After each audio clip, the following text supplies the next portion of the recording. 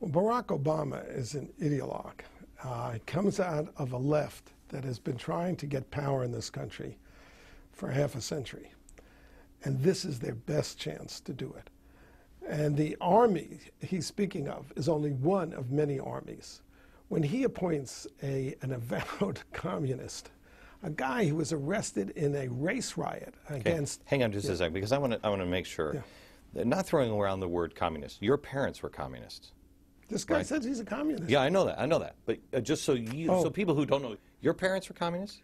Yeah, my parents were card-carrying communists. Card-carrying communists. You were a 1960s radical. That's you right. were you were cut from this cloth. I was cut from a movement, the 1960s movement of radicals, which is now running the show, was begun by children of communists. They're all right. children of communists Okay. to revive the communist movement. All right. So, as a former communist and a Yes. guy raised by communists, not only has he said it, but what gives you the what are the earmarks of not just a communist, a radical communist like Van Jones? You can't call yourself a communist 3 years after the Berlin Wall fell and not understand what went on in communism and not support it. That is, for the left sees everything that the left does that's a crime. They say the capitalists did it. The devil made me do it. This is the way, like with Fidel Castro, he has bankrupted his country. He's a lunatic. But what they do is they blame it on the United States. So when I see a guy who calls himself a communist, who has organized a revolutionary movement, it's called Storm, to organize a revolutionary movement, and writes books in which white people and corporations are pure evil. This was paradise America before white people came and ruined it. I know in my gut, because I was there, what's going on. These people want to destroy the system that we live under and create their fantasy. Yeah. I mean, I've never seen anything like it. We have an actual communist. We have people who want to put stimulants in drinking water. We have a socialist whose name now has been removed. We have czars with gathering power. We have the AFL-CIO now as the head of the head of the Fed in New York. We have SEIU using their muscles. We have activists like Acorn actually having an audience with the president.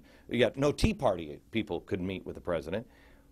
And yet people in America still want to give people the benefit of the doubt and say, it's a mistake. It's the great thing about this country. Everybody gets a second and a third chance, but it's becoming increasingly dangerous with these people. You have to take them at their word. What we're seeing here is what I have called, I wrote a book about it called The Shadow Party, which has been put together by George Soros. So you get billionaires, you get unions, radical unions. The head of the SEIU is an old SDS radical with a Leninist perspective. And you get street radicals. And Soros put them together in a coalition. And you see it embodied in a Van Jones, a street radical who graduated from Yale Law School and who's a protege of the Center for American Progress, which is run by Clinton's former Chief of Staff, John Podesta. That alliance was put together about 5 years ago. And what you are seeing unfold now are the plans that Soros laid for the 2004 election. He was defeated then.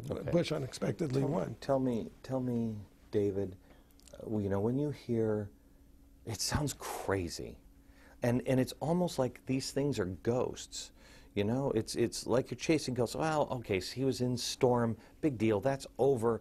Now he's in the Apollo Alliance. There's a lot of credible people there, credible businesses. Yeah. The Center for American Progress. I mean, it's John Podesta. He's worked at the White House. The Apollo Alliance is a broad coalition to advance very radical agendas, and it includes very respectable businessmen, powers in the Democratic Party, but its muscle is unions and radicals. And it was created out of Rob Borisovich, Center for the American Future. Borisage is an old SDS radical. When you become disillusioned with the left and you see its destructive agendas and you see the way it supports America's enemies abroad and you see the way it doesn't really advance the interests of poor people or black people in America, when you become disillusioned, you turn and because you're a very political person, you want to tell other people. And that's been my career and other people like me. But it's not Van Jones' career, and it's not Rob Borisage's. They buy the agendas still. They are still seeking to overthrow this system and to create a socialist future. You think the President of the United States, Barack Obama, has that agenda? Absolutely. I have no doubt about it. You have to see where he came from. First of all, he was an operative for Acorn. He's out of the Alinsky School. He worked for the Gamaliel Foundation. He'd say that's politics of the past. That's nonsense. People don't change overnight. Who changes overnight? He said, well... besides Arianna Huffington. I mean, this is not what people do. I mean, you know, people are committed. This is a moral thing for people. When you are a radical, you believe that you are in the army of the saints, a righteous person. And it's immoral. And if you know, I've just read actually Van Jones' book, The Green Economy, and you can see he defends himself against people who say he's selling out. That's the big thing you can't do. If you sell out, then you become vilified. I mean, I'm just totally vilified on the left. So everybody in the left understands. I don't want to be a sellout. It's actually something I said to myself when I was young. So you could always tell when a radical has changed because they tell you they're changed and they understand what's wrong with the left. And what's wrong with the left is its agendas, what it actually does. Not what it says, but what it does. Do you think Barack Obama is the architect or the anointed one? I think Barack Obama is the anointed one. I think that these agendas are being driven by people like Soros and Rahm Emanuel. I think that Obama, this is what he wants. I mean, I made a mistake with Obama. I thought he was going to be smart like Clinton. And I thought he was going to understand that America is a country you have to govern from the center. And he would be to the left of center.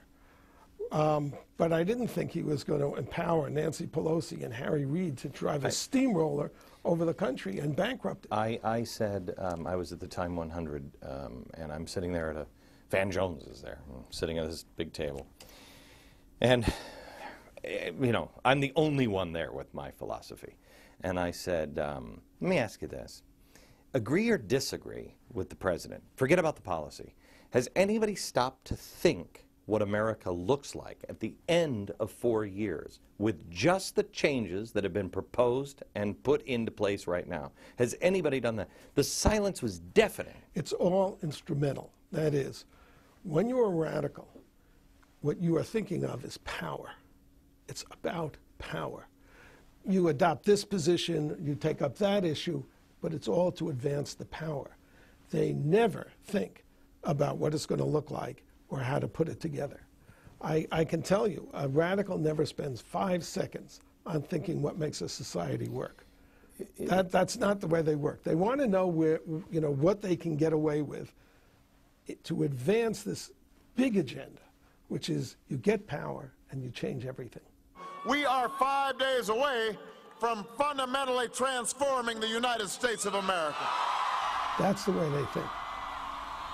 You said that it's becoming increasingly dangerous to ignore this. Why? Well, I've watched the growth of the left, for 40 or 50 years. And this present sort of movement of the left started in 1972 with McGovern. There used to be a Communist Party, and that Communist Party imploded, and it supported a monstrous regime. Most of the people who created this new left, this, we'll call it the Alinsky left, after its guru, Saul Alinsky, supported the communists. They supported the communists. They still think that America should have pulled out of Vietnam and let 2.5 million people be slaughtered. But I have never seen it so powerful. It has never controlled a major party.